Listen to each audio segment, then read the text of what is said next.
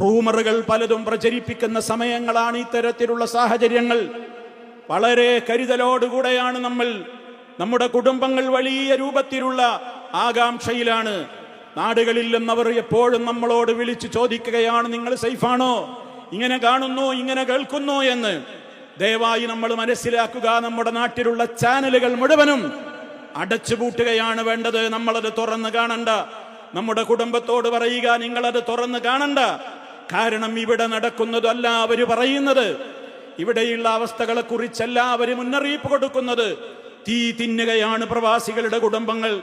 അവരുടെ ബന്ധപ്പെട്ടവരെ ഓർത്ത്, അവരുടെ കുടുംബങ്ങളെ ഓർത്ത്, അവിടെ ജീവിക്കുന്ന ആളുകളെ ഓർത്ത് പലപ്പോഴും നമ്മുടെ കുടുംബങ്ങൾ അശാന്തരായി കഴിയുകയാണ്. അതിന് കാരണമായി മാറുന്നത് പല ചാനലുകളും വഴിവിട്ട വിധത്തിൽ അവർക്ക് റേറ്റിംഗ് കൂട്ടുവാൻ വേണ്ടി അവർ നടത്തിക്കൊണ്ടിരിക്കുന്ന കുപ്രചരണങ്ങളുടെ മാലപ്പടക്കങ്ങളാണ്. ആ ഓലപ്പടക്കങ്ങളാണ് ഈ പൊട്ടിക്കൊണ്ടിരിക്കുന്നത്. അതുകൊണ്ട് തന്നെ അവർക്കറിയാമോ, നമ്മളിവിടെ റഹ്മാനായ റബ്ബിന്റെ പ്രത്യേകമായ കാവലൊന്നുകൊണ്ട് മാത്രം ഇവിടെ നമ്മൾ സുരക്ഷിതരാണെന്ന്.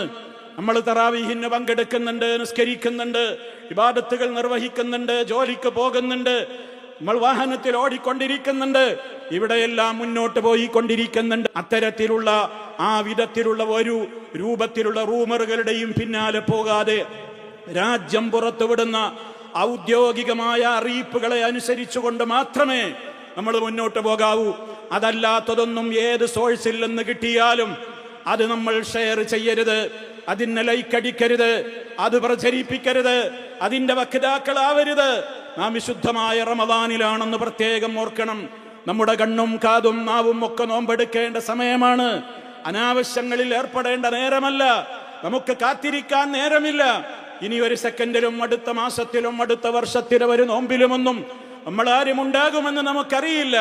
അതുകൊണ്ട് ദിക്റുകളും ദുആകളും വർദ്ധിപ്പിച്ചുകൊണ്ട് റഹ്മാനായ റബ്ബിലേക്ക് എല്ലാം തവക്കുലാക്കിക്കൊണ്ട് ശാന്തിയും സമാധാനവും, അല്ലാഹുമ്മ അൻതസ്സലാം വമിൻകസ്സലാം, അല്ലാഹുവേ നീയാണ് ശാന്തി, നിന്നിൽ നിന്ന് മാത്രമാണ് ശാന്തി. അവനിലേക്ക്, ആകാശഭൂമികളുടെ രാജാതിരാജനായ റബ്ബിലേക്ക് മാത്രം കരങ്ങൾ ഉയർത്തിക്കൊണ്ട് നമ്മുടേതായ ദൗത്യം നിർവഹിച്ചുകൊണ്ട് സമാധാനത്തോടെ മുന്നോട്ട് പോവുക.